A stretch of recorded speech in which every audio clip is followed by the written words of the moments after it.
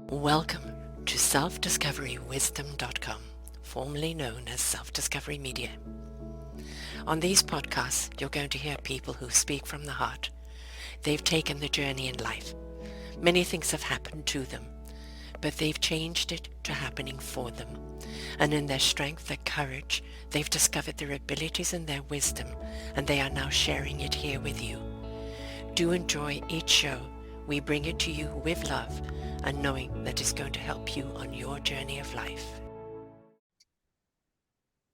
Good morning, good afternoon, and good evening, everybody. Welcome back to another edition of Your Health is Your Choice, right here on selfdiscoverywisdom.com. I'm your host, Sarah Troy. My guest all the way from Australia is Adam Stanecki. Are you breathing right? Well, he's the breath geek, the breath guru, and he knows how you should take a breath. And he has a whole program on the actual modality of breathing. We actually take it for granted, folks. We think that it's just air in and air out. I've been an asthmatic for 66 years now. I do not take it for granted at all. But our breathing, whether we're releasing things or whether we're taking in air to get us going forward, is something that we're unconscious of and we need to be conscious of. He says he believes that breath is the foundation of all health and wellness. It's the most fundamental aspects of our being, and yet it is overlooked. He's on a mission to remind people that they can positively impact their health, wellness, performance through breath practice. Breath practice has been a part of the human experience for thousands of years, and it's time to reconnect and harness the power of the breaths. He's known as the breath geek, and I want to get right into the show and talk about breath. We can't live without it, can we? Thank you so much for that introduction. And that last little bit, absolutely right. This is one of the things that I always remind people. You're only alive as long as you breathe. The first breath is when your life starts. The last breath is when your life ends. It tethers us here to this experience. So we should enjoy it. And be aware of it. You know, this is the thing, people don't realize when they're holding the breath or what kind of breath you need before you take an action. Or sometimes we just say to people, just take a breath and calm down, right? So the awareness of breath is something, again, we take for for just, it's there. Nobody really pays much attention to it as long as they're doing it. But what would you say is kind of the most important thing for us to be aware of our breath? Well, I love to just start everything off with three beautiful words that are kind of cheeky. Shut your mouth. Ah, okay. Now, the reason I say that is it's a little bit of a mind worm. If there's this little atom that's in the back of your head saying shut your mouth throughout the day, it reminds you of the importance of breathing through your nose. Now, there's so much evidence to suggest, well, not suggest, to prove, to back up, to point out that the nose is for breathing, the mouth is for eating, as the old adage goes. Mouth breathing is not good for us.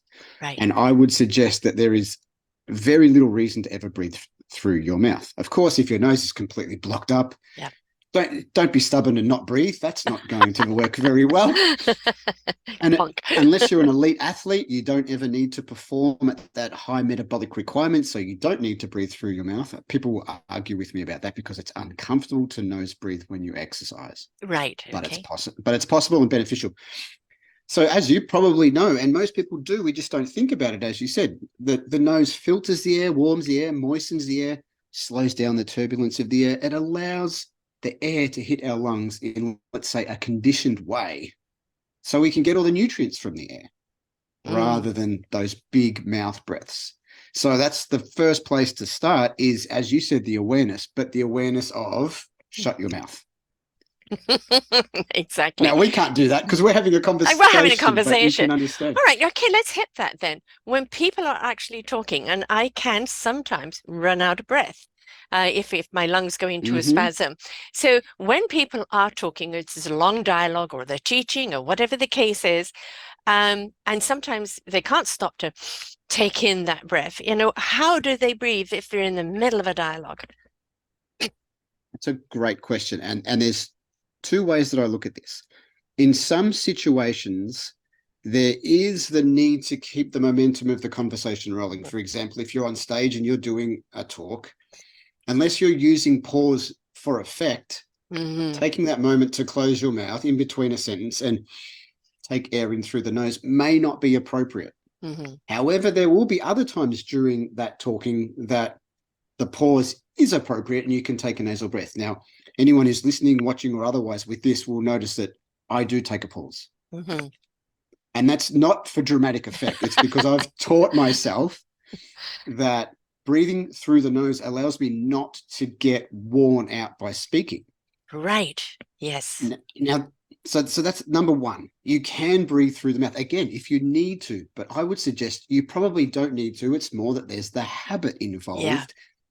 And I think what happens is people are so interested in saying what they want to say and not get interrupted by the other person that they refuse to leave any space. Mm-hmm. So they won't close their mouth and breathe through their nose because someone else might jump in and say what's important to them. That all of that second from opening your mouth, being able to speak, right? You can close your mouth. It takes less than a second to open it up. Now, here's the interesting thing, because I've been talking to people who are communications experts about this, that most of communication is listening, not speaking. Mm. And there are all these wonderful theories about how you can listen better and more deeply. And, there's active listening and all of this kind of stuff. I think that's way too complicated. Mm-hmm. And I think putting a strategy in place to listen defeats the whole effect of actually listening, defeats the purpose. There's no real listening because you're thinking about a technique rather than listening. Yeah. Yes. So I will say to people, and I've said this to many men who I've coached, whether it's in breath work or men's work or as a therapist, that sometimes the best thing you can do is shut your mouth. Mm-hmm. So we go back to the first point. Mm-hmm. Now, when you shut your mouth, you're not speaking, and the other person gets to speak, and they appreciate that you took the time to listen. And you may not be practicing a technique of active listening or anything like that. You're just focusing on your breathing. Yes. Very simply.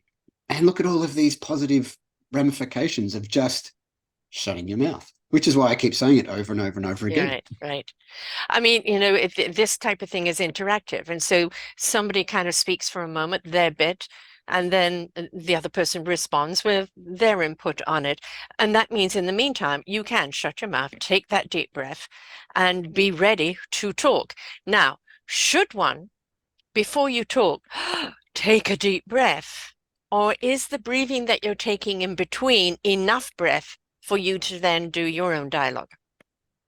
That is a great question. And it points to a lot of the issues people have with breathing and leading into breathing dysfunction is we often feel that we need to breathe more than we actually need to breathe. Now, I would suggest the vast majority of people who are, even those who are completely unaware, are breathing in excess of their metabolic requirements. And therefore, when they don't maintain that excessive breathing, they begin to feel breathless. So instead of taking a deep breath, they take a big breath, and you see them go, yes, like in the middle of speaking, yes, as if they've just done an 80-meter sprint or something like that. And it's only because they aren't tolerant of that feeling of breathlessness. That feeling of breathlessness kicks in when it really should not. It's almost as if the thermostat's set too hot and we need to normalize it. So that happens a lot with people breathing because they won't take a moment to pause, especially when they're rushing to say something. You can actually teach yourself to take little sips of air through the nose while you're speaking. And it's not quite, and purists will maybe get upset with me saying this, it's almost like circular breathing that a trumpet player or a didgeridoo player might use. It's not technically correct, but it's an interesting way to think about it, that you can breathe through your nose and speak out your mouth. So there's that circular effect of air coming in and out, but you're not pausing so much that it's like, yes, it's the blank air, right? Yeah. But I think also I'm a rhythmic speaker, so I think it's all about the rhythm.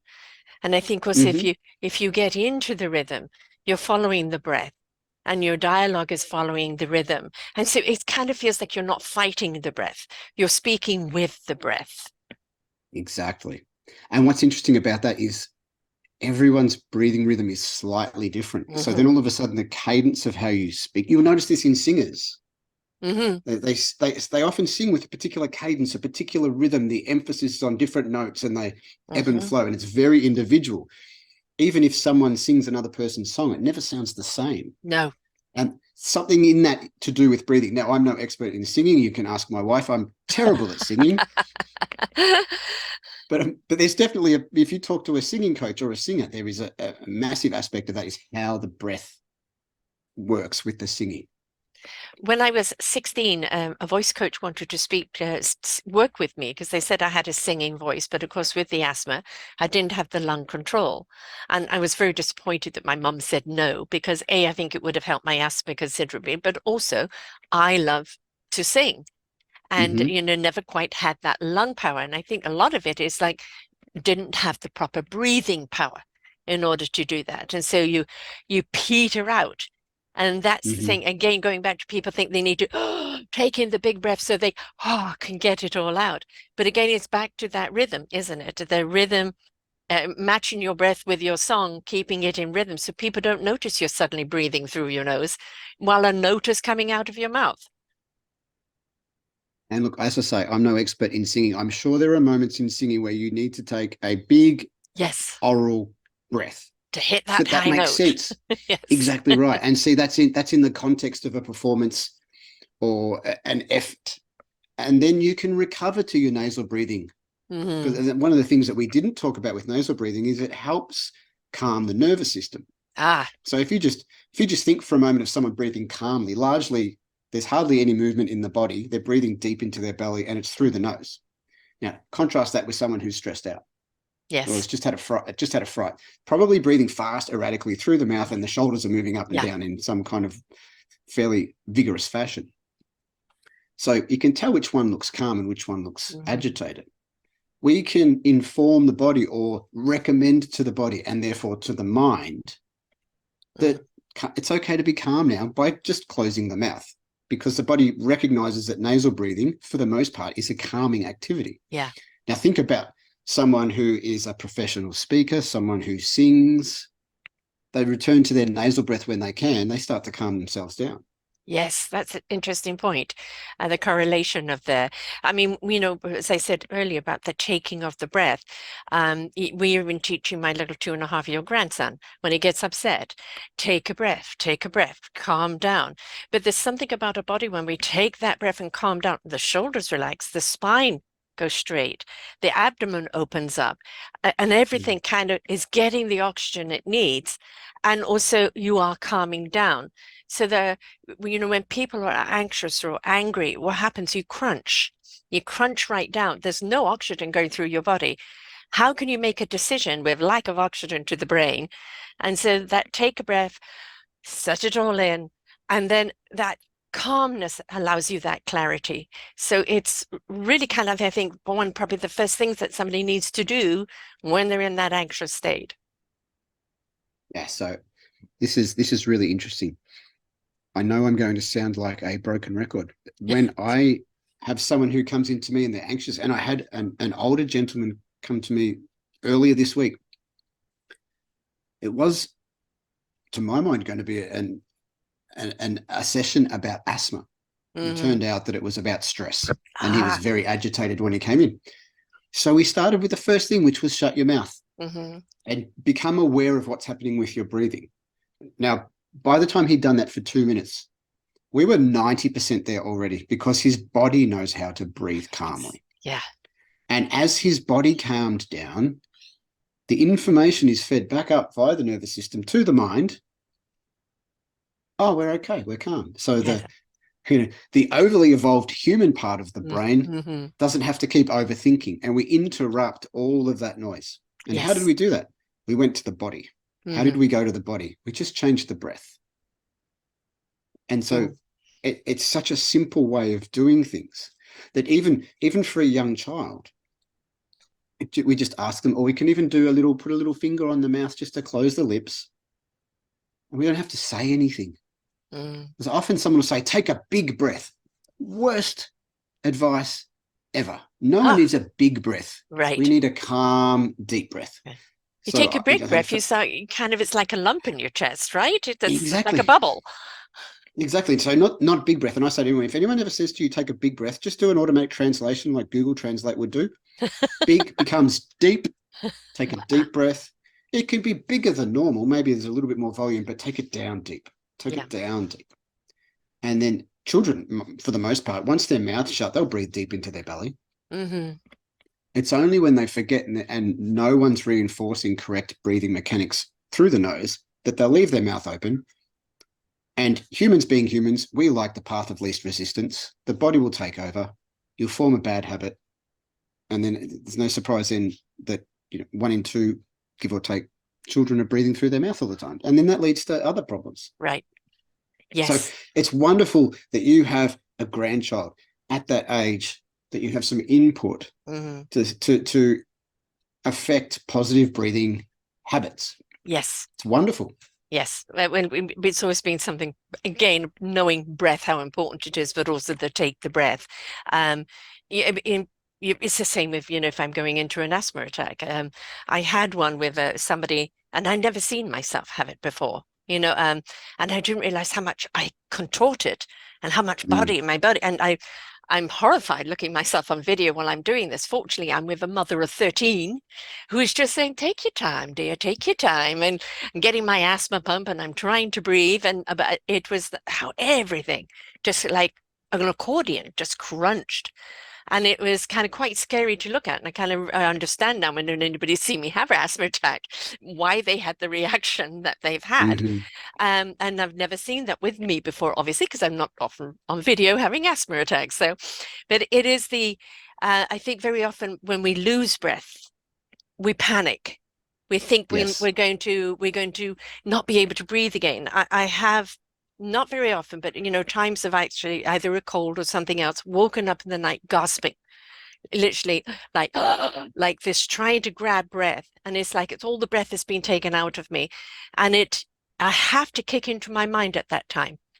My breath is not knowing what to do, it's struggling, and I have to kick into my mind that time and make sure I calm myself down, because that's the only way I'm going to get my breath back. But I've learned to do that. But other people, when they lose their breath, are going to complete panic, and that's the worst thing that they can do at that time. That is exactly correct. It spirals out of control. There's a pattern that needs to be interrupted. And if we don't interrupt it in a positive fashion, then all of a sudden it starts to feed on itself. And you end up in a hyperventilation state. Yes. Which is just, it's not good for the body, it's not good for the mind. It hurts, actually. It hurts the body, it hurts the chest, it gives you an awful headache. Everything about you is so tightened up that afterwards, even when you are breathing, your body hurts like hell. Yes. And the difficulty sometimes as the person in that situation, and believe me, as a young boy, I was in that situation quite a lot. There is nothing worse than someone telling you, just control your breathing, slow down, calm down. There's too much going on. And it makes it worse, because then you feel like you're not doing the right thing, that you could fix this all by yourself. Now, you can fix it all by yourself, but if someone's coaching you through that, it needs to be very gentle and accommodating and allowing. Yeah. And that takes some skill and a little bit of nous to just be able to not be the person watching this other person have a terrible moment and not also join into the anxiety and the stress. And again, it's a very strange one. I've seen people, because an asthma attack, the onset of an asthma attack looks a lot like the onset of an anxiety attack. It looks a lot like. And we can interrupt that in a very similar fashion with breathing practice. Gently recommending that person to close the mouth. Again, it's the first thing. Now, if they can't do that, we can go to other, we can go to other things. But it's that somatic slowing down. Yes. Down regulation of the nervous system and I think you just said it a moment ago, to allow the space to work it out. Yes. So you're not all up in your head. You're not all crunched over, because there's about 8 things that you want to do at a time when you've got an asthma attack, that you want them to be other than they are. Right. But if you can find a way to relax, which isn't, because you can't force yourself to relax. It's a complete oxymoron. Just relax now. No, that doesn't work. No. You have to let go to relax. How do you let go when you're not breathing, when you're freaking out, when you're So there are techniques that you can do right in the middle of that storm. But I would suggest, more importantly, it's creating a basis of practice so that your breathing foundation is solid. Yes. So if and when you get to that, all things being equal, it should not be as extreme, and you have something to fall back on. And most importantly, you already have an understanding that you are okay, even in the moment that you maybe are moving into an asthmatic situation, you're coughing too much, you're feeling anxious, everything is tightening up.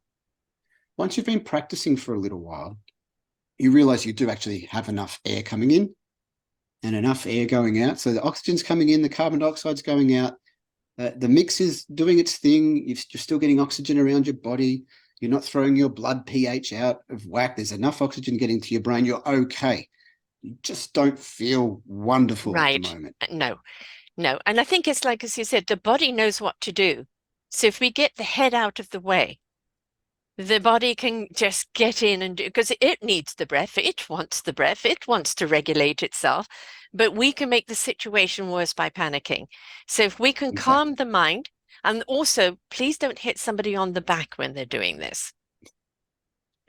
No, that just adds to the exactly. It adds to the experience of I don't want to be here right now. Yeah, you're already hurting, and the last thing you need is that on the slap of the back. And exactly. I have found in the past, like even like somebody having a hand on your chest, it's okay, I've got you. It's kind of a comforting thing. But it also, to respect, if somebody pushes that hand away or whatever, respect where they're at. But yeah, hands off. But the other thing, keep your voice calm around them. Like this wonderful, mother of she's birth 13, has 15, and her words kind of, it's okay, dear, take your time, dear. And because I'm in the middle of an interview, and so I'm immediately feeling, oh my God, what's going on? And she was just, I'm so glad it was her. Because some people wouldn't know what to do. They may panic themselves. And just that soothe, calming, voice helped me gain control again. Now, athletes and dancers and performers, clearly they need more lung power. Are they going to have different breathing techniques than we do on a regular basis? I know that, one person I went to with breathing thing, he says, when you're going uphill, it's not about the breathing in, it's the breathing out. Is there a different type of technique if you're about to do a sprint or a marathon or play tennis or do any of that? It's very interesting. I tend not to want to interrupt what people naturally do when they're in their sport. Now, the reason I say that is quite often people have gotten to where they've gotten to by doing something a certain way. Right. Now, unless there's something completely dysfunctional about the breathing, I don't normally interrupt. I had a conversation recently. Someone's asking about how should I breathe when I'm running? And I'm not a running expert. So we just sort of spitballed a couple of ideas, and I said what I thought. And my thinking is, don't try and time your breathing with your running. Right. Where's your natural pattern? Is it working for you? Does it keep you relaxed? Are you running better when you do that? If you're competitive, are your numbers better? Let's investigate if that works better for you. Like, what works better for you? So within the confines of the actual activity and competition, because I also work with some professional boxers, I don't want to tell them what to do with their breathing when they're fighting, because they're not wanting to get punched in the face. They're wanting to win the fight because that leads their career in a positive direction. However, I do want them to breathe in a certain way after the round or when they're not engaging, so they can calm everything down. Right. So I will give them that advice, and that's a small part of what we do, because the work for a boxer is outside of the ring. Yeah. And same is true for other athletes. Outside of a swimming pool, the work's outside of the pool. Yes. Because there's a very particular way that you have to breathe when you're in the water, and you do not want to be told when you're swimming, nose breathing is not a good thing. No, you're going to know how to breathe out. Yes. Well, that's exactly right. So swimmers breathe through their mouth. Perfect. Yes. That is one of the very rare times that you will do it, but it's only for that activity. Right. Outside of the pool, we work on other things. So to answer your question, we can do training outside of the actual event to improve lung capacity, to stretch and open up all of the muscles that are involved in and around the torso in breathing. And there's an interesting correlation between functional breathing and functional movement. This is all scientifically validated. But we can also look at different ways of working with the breath that will mimic high altitude training, for example. Right. And create the release of more red blood cells, more EPO in the body. So therefore, there's a performance boost in that. Mm. And then there is also, of course, the psychological side. Yes. Being calm, focused, relaxed. And I often say it's using the breath to get into that flow state. When you're in the flow state, everything just happens very well. You don't have to think. No. It's just it's going. It's working. Yes. Musicians have this all the time. They get on stage, they play a 3-hour set, they get off, and they feel like they've been there for 3 minutes. Yes. Exactly. Exactly. I was a swimmer. Many of the other sports I couldn't do because of the asthma, the running and this and that, but the swimming was the one where I felt comfortable in. Not necessarily diving or kind of swimming under the water, but I just found, I remember leaving my bed determined to go to a swim meet, and I'm being at home with bronchial asthma again. And I went to the swim meet, and out of 4 races, I came third, second, and first. And I always found it, backstroke was the big one for me, and I always found it helped my lungs. So are there certain activities that actually help open up the lungs, strengthen the lungs, if for people that are compromised? Absolutely. And again, we move back to, we need to look at what's happening in the physical body. Mm-hmm. How can we move to open up that space? So consider that most children and most adults will be sitting at a desk, likely with their shoulders hunched forward, spine curved forward as well.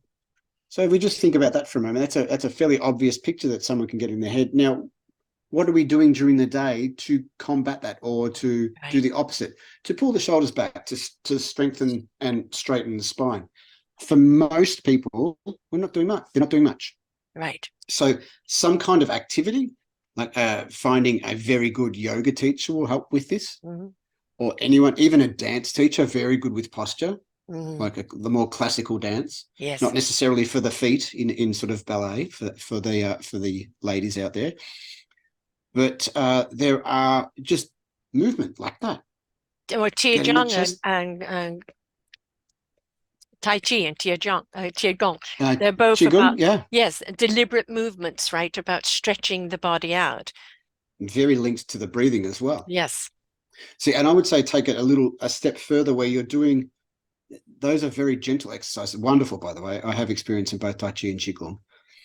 Love them. I'm thinking more of a more active exercise, like the asana practice in Hatha Yoga, for example. Right. Just really moving the body. Now, it doesn't even have to be from a yoga background. I did a breathing practice before we got on today, and it was just a lot of active stretching, opening up the ribs, breathing big, putting the arms back, stretching tall, bending over. Everyone knows how to do that. They do that on the playground as children. Yes. We don't do it necessarily as adults. So it's hard to breathe into lungs if the cage around the lungs is tight. Yeah. So, breathing, the actual practice of breathing is one thing, but allowing yourself a more holistic, if you will allow the term, approach to your own physical well-being, the way you move your body, just going for a walk, going for a swim, doing some physical movement that's playful, dance, anything like that. This allows all of the, let's say, the mechanisms, all of the apparatus of breathing to be in a better state. Does now that you can apply? do exercise. Yeah, go ahead. I was going to say, you can then do particular breathing practices. Well, you can do a big 3-part yogic breath to expand the capacity in your lungs and start moving all of the muscles about and use your body to breathe. Right. And there are other different, there's a multitude of ways that you can breathe to affect certain parts, and sometimes they're very subtle. Yes. We've had COVID. A lot of people have had lung damage or, or influenza or anything along that line of recovering. And of course, they talk about shorter breath, and they talk about brain fog, which I think maybe comes from the breathing and everything as well. Have you dealt with cases like that? And do you treat it differently? I don't treat it differently. I take it as an approach to a breathing dysfunction, as I would with any breathing dysfunction.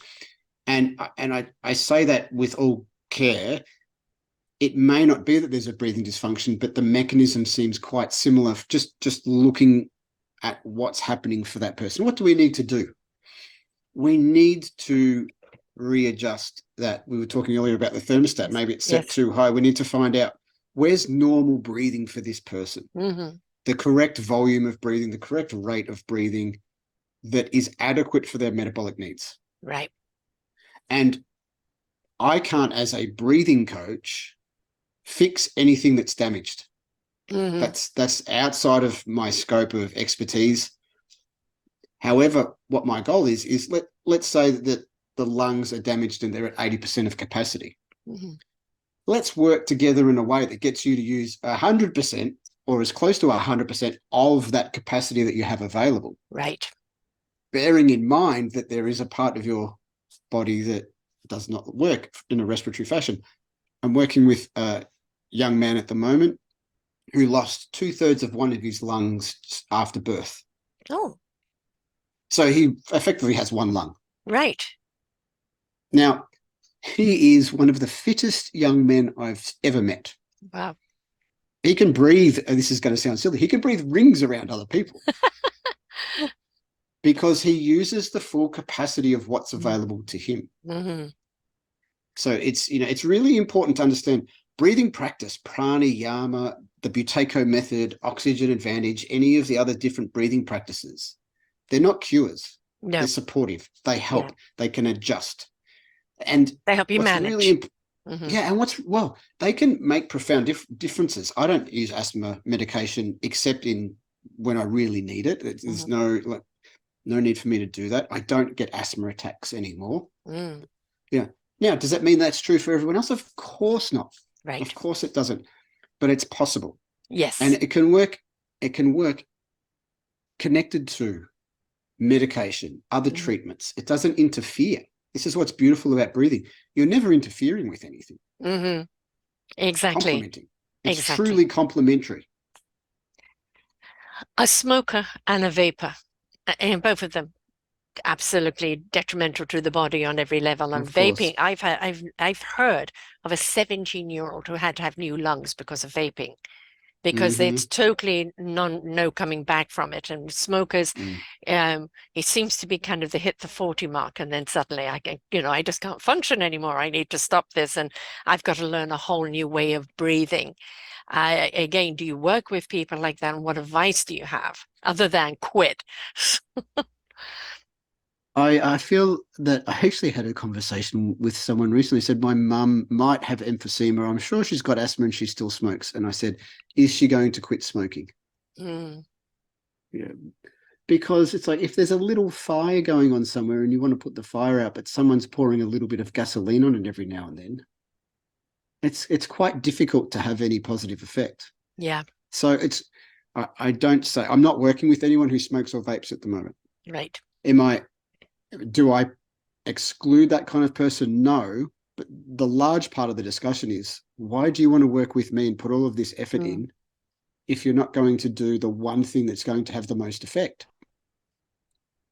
So that's my advice. I mean, it can't be any clearer. People who smoke and vape, they know it's not good for them. I know. They absolutely know, and they make the decision to do it. Now, I'm not judging that. Right. From the perspective of a breath coach, it really limits what I can do to help. Exactly. I mean, somebody has to want to help themselves in order for you to help them. And and so if you're coming and like, I'm not going to give up the cigarettes, but show me how to breathe better. It just doesn't go hand in hand. So at some point you've got to kind of put that value on your life and realize you do have an addiction, and that is a whole nother story, and you need help in that area before we can help you with the breathing. And so sometimes in that case, someone coming to someone like me can be enough to move them towards quitting. Right. Yeah. You know what I mean? So here's what we can do. Here's what's happening in your body. Here's some basic respiratory physiology. You already know smoking's bad. This is what's going on when you're not smoking. We can attend to that this way, this way, this way. But honestly, if you keep coming back to me once a week for the next 10 weeks, we're pushing it uphill. Yeah. It's going to be quite difficult to affect a decent result for you. There is an elephant in the room, and you need to move that elephant on. So sometimes it's helpful just to have that conversation with people. I come from a psychotherapeutic hypnotherapy background. I used to work with people with smoking all the time. because everyone thinks that hypnosis is primarily to quit smoking, and it's amazing. Like I've had people quit on the spot and never touch a cigarette again, but of course they want to quit, and they just Yes. need that little bit of help to get there. Push. Mm-hmm. So perhaps the person who's smoking and wants to do breath work would do well to see a very good hypnotherapist, and then a breath coach. Mm-hmm. Yeah, you're not before the horse, so to speak. Well, sometimes it's a good introduction. So, for example, someone who's smoking might come across one of my videos on YouTube and say, "Oh, that's very interesting," and then it might move them in the direction Yeah. that they otherwise want to / need to go. Coughing. Where does coughing come from? Like me right now, There we getting go. the hoarse voice. Psychosomatic one there. Is it? Because it just I don't know. Well, it's I mean, possible. it's I can, that it just comes out of anywhere, especially like a dry cough. And I know very often like air conditioning or central heating or things like this can be aggravating, etc. But when people Well, have you've like got it this, right there. It's aggravating. right? It's the irritation of the lungs. Mm-hmm. It's like the cough in that situation. The cough is almost like scratching your itch. You can't put your finger Yes, down your throat and scratch your yes, lung, right? So the air, you're trying to cough it right. to get the itch. A lot of the time, it's in the throat as well. It's not down here in the lungs. The phlegm, So it could be yeah, phlegm, or it could just be an itch. You could have yes, dust. You could have some particles that come up with the mucociliary elevator mm, all the way up, which sometimes you will swallow without thinking about it. Sometimes you need to expel via coughing. right. Sometimes it gets stuck here, so you cough. People have done this, they cough and they swallow a little bit. The stomach acids break it all down, and it just gets expelled at the other end. Right. So in some way, the body needs to expel this stuff. Most of the time, in my experience and what I see, it's irritation that's the coughing. And then the secondary one would be when there is something that needs to be expelled. Mucus, whether it's some kind of result of infection, that needs to come out. It's not good to have any fluid in your lungs, so we need to expel that. And for asthmatics, it's just this interesting thing where it sort of feeds upon itself. Yes. The lungs do get irritated because asthmatics breathe too much, breathe too fast, breathe too big, and then it just runs out of control. So within the Buteyko method, this is very difficult to do, even conceptually.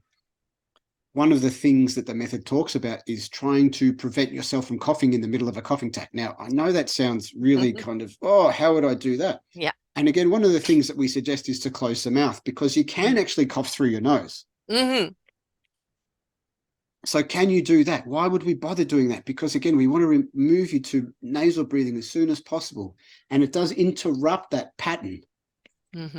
Does it work all the time? No, I've had coughing fits and I'm like, no, it doesn't work. Okay, that's all right. Let's not judge Adam. We're going to go about this a different way. So yeah, it's coughing is just so annoying. And then if you cough yourself into a state, then it can be wheezing because there's restriction. Because you think about it, you cough so much, you get that bronchoconstriction, and then all of a sudden, now this feels like asthma. It might not be asthma. Oh, I'm wheezing. Oh, you could talk yourself into it almost. Whereas, okay, that's happening. What do I need to do? What can I do? Do I have the tools? I open my chest up. I don't feel like opening my chest up because it's tight, but that's what I need to do. This is mechanically advantageous. This is a good posture. What was the other thing that Adam keeps saying? Shut my mouth. Okay, I'll shut my mouth. I can breathe through my nose. And we've done all of those exercises before, so I don't panic when I feel a little bit breathless. That's okay. I'm getting enough. I can stay here and breathe. Now I'm feeling calm. And it can be work. Don't get me wrong. It's not like you click your fingers. Yes. It's not a silver bullet. Sometimes you need to work. Like, I'll tell you a quick story. I went camping a few months ago. It was in the middle of winter in the hinterland here in Queensland, Australia. People were like, that was warm. No, it's not warm. It was single figures during the darkness and the deepness of the night. I went to bed, grabbed 2 blankets, put them in my swag, and then woke up 2 hours later and was not breathing very well. And it was very tired. What's going on? Dust. Dust is my kryptonite. So I threw the blankets outside, but my lungs were already compromised. Yes. So I thought I'll do my breathing exercises, try and sit up cross-legged in my swag, but I can't because it's too short. So my head's this way, but it's about 2 degrees Celsius outside. So I don't want to go outside because I think to myself, if I go outside, the cold will affect my lungs anymore. I'll start coughing. And of course, I hadn't taken an asthma spray with me. Right. Which would have been a beautiful way just to allow myself to get my breathing back under control Yes. quickly. Yes. So I didn't have that. So I spent the next 6 hours doing breathing exercises and doing my best just to relax. Got through the night. And the reason I got through that night was I didn't panic. Right. Yeah. So it didn't go out of the. Was it difficult to breathe? Yes. Was I able to breathe enough to sustain my life? Yes. Did I enjoy myself? No. Woke up in the morning, I was tired. I was quite sore in the chest because that's, that had, I Yes. did coughing and everything, like you said, it had all squeezed up tight. And it's a cramped space in a swag. You don't really get to stretch out. So then I got up in the morning, opened up. Someone else had a reliever spray. I took 2 puffs and it was just enough to allow me to get back to normal breathing without having to put so much effort into the breath. Right, exactly. So again, I've been caught without my pump, and it's like, okay, what am I going to do here? And that means, as you said, first thing, don't panic. Let's listen to the breath. Let's try and bring it down. Let's calm it down. And often I could be talking to my kids on the phone or something. Mum, you're wheezing. I am. I haven't noticed, but yes, dust is my kryptonite. And so if I'm going to do housework, it's Vaseline up the nose and a mask on because I am going to react and I am going to pay the price for it. So whenever I have to clean the house and do that, I know that I might be compromised for a day or so. Yeah, and it can happen. And so it's really interesting when we look at the approach of the Buteyko method to help someone, let's say, who's got asthma, and therefore they will invariably have triggers. Dust mites, pollen, cold temperature, whatever it may be. And a lot of people say, well, what are you going to do about my triggers? And I say nothing. I'm not going to do anything about your triggers. Can't do anything about triggers. They're triggers. I can't do anything about your triggers. But what I can help you is to develop a foundation that it's highly likely that those triggers aren't as strong. And you become more aware of your breathing and more aware of what sets you off, so you can avoid those triggers more in your life, like you're doing. Vaseline, mask. Yes. Clean. Maybe you need to clean the house twice as often as you would like to because you need to remove the dust, something like that. You can put these strategies in place and develop a capacity and a foundation of breathing that allows you not to get quite as affected. Now, I live in a dusty house because the way this was built, it was built by just this beautiful hippie back in the late 70s, early 80s. So there are cracks everywhere and we live effectively on a sand dune, so it's dusty and it comes into the house. So we can vacuum and clean and dust and mop and everything, and 2 days later it's dusty. Exactly, yes. So we just have to stay on top of it because there's the possibility that will affect me, and I would prefer it doesn't. Now, what I must say is that since I've been diligent in my practice, the same amount of dust has less effect. Right, exactly. So were you born this way with asthma? Or did it something that came later? I got the Asian flu at the age of 2, and that's where my asthma came in. But when did you get it? And a lot of people outgrow it. And I certainly didn't. It just kind of carried on with me in my life. But, how did your asthma come about? I couldn't tell you exactly whether I had it as a baby, but definitely as a toddler, it was there. My mother is asthmatic. My father's not. My father's, as they say in Australia, fit as a melly bull. And so, I just had it as a child. My sister had asthma as well. We're both, reformed asthmatics. And I like that. So honestly, I couldn't tell you what it was or how it came about, whether it was a genetic thing, whether it was an environmental thing. I know that the suburb that we lived in was quite dry and dusty, just outside. So that could have had an effect. But honestly, I've never taken the time really to analyze why, because to be quite honest, it doesn't really inform me at all. It's like, what can I do now? And so, I think back and I think to myself now, there are people that are in that situation now that I was in then. So that's part of why I'm so passionate about educating people, is that they might not know through no fault of their own. And that could be the parents, or it could be the children, or it could be both. The more and more this information gets out there, whether it's through me or through someone else, it might affect one person and that's it. That's worth it. Oh, 100%. Was it through your compromising of your breathing that put you on this path in the first place? Yeah, absolutely. And to be absolutely honest, I didn't realize that until quite recently. That I've effectively come around full circle. So breathing was problematic for me as a child, and when I say problematic, close to death, Yes, hospitalized, yes, me too. asthma specialists, all of that wonderful stuff. Yes. Parents beside themselves, not knowing what to do. Um, Overly conservative medical advice as a young boy who just wanted to run around and try and find unique and beautiful ways to hurt himself. In other words, a typical boy. Yeah, exactly right. I just wanted to be a boy.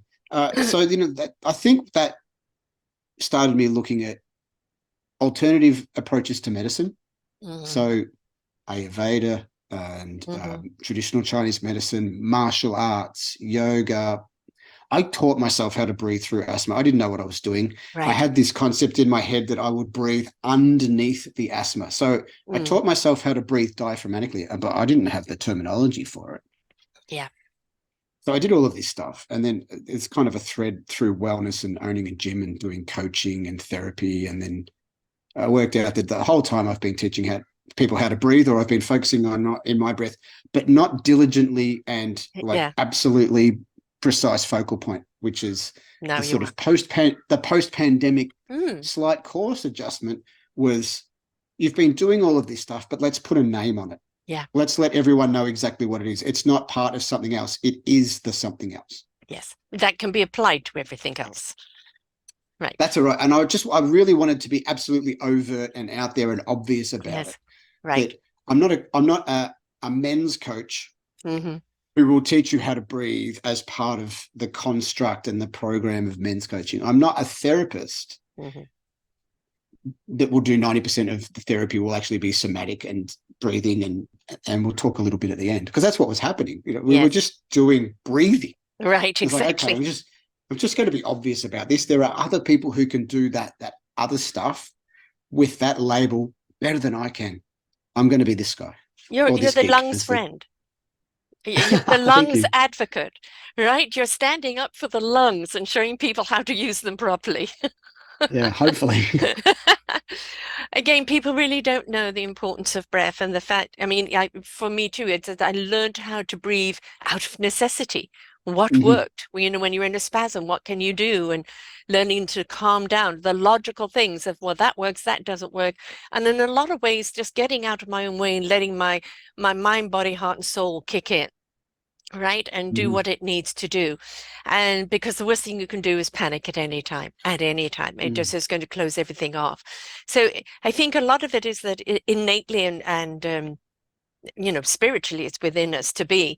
If we could get out of the head and trust kind of the heart, soul, and spirit will guide us along the way. But having the techniques and being aware, being conscious, which I hope, I want everybody to wake up to consciousness on many levels, on stacks of levels. That's what my platform is about. But the simple thing of breath that we take for granted, that is absolutely life source, but not just being able to actually breathe so we can live, but just taking that breath to calm us down and not react to everything in life.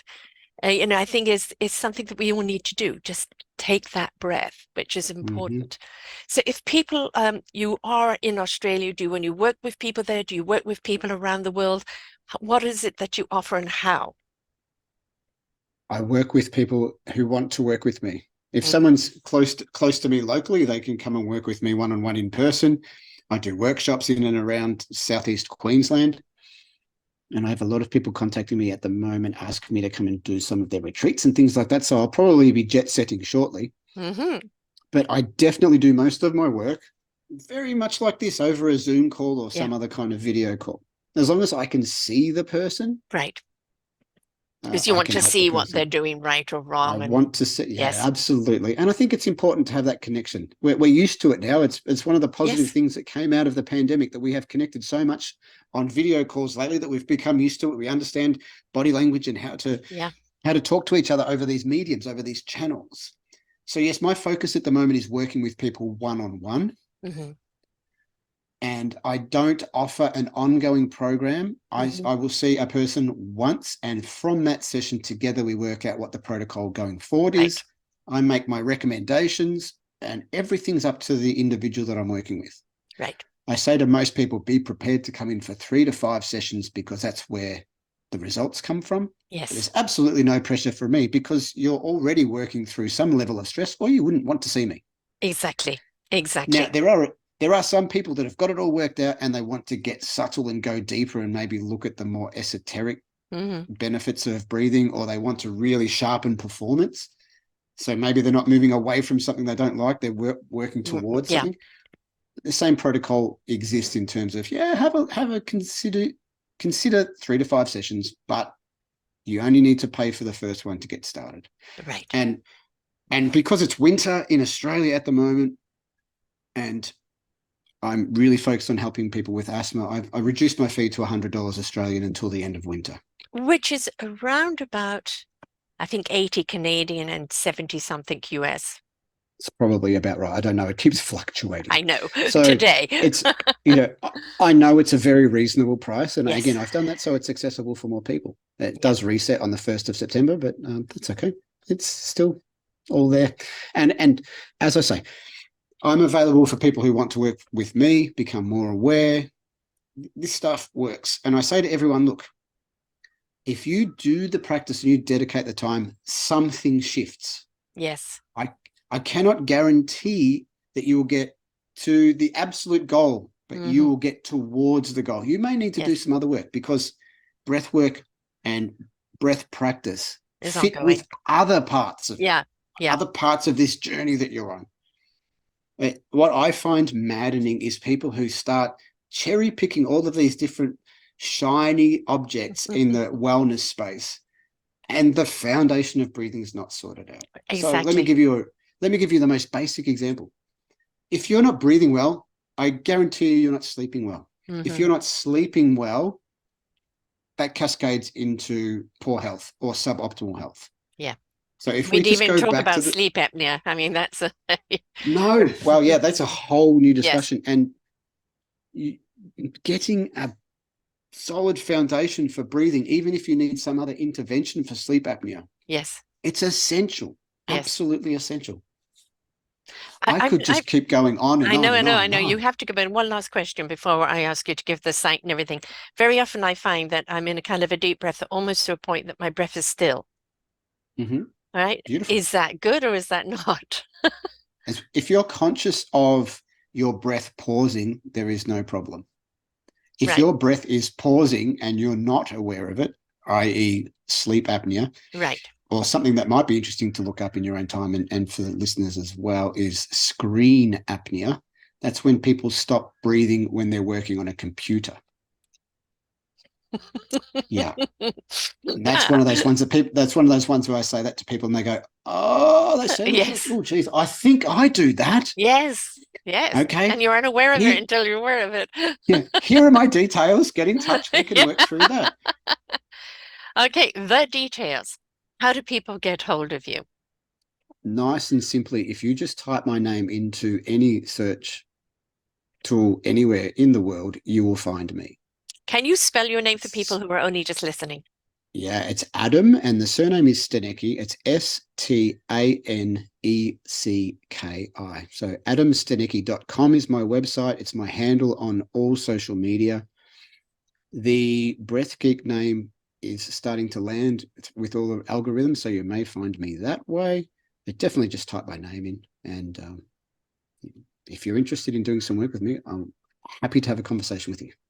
I think that whether people are battling with their breath or don't know how to breathe properly, have asthma, have compromise, but I think also for anybody that's going in any form of stress right now, there's an awful lot of people going through transition in their life. They're in a redirection and it can be very, very stressful.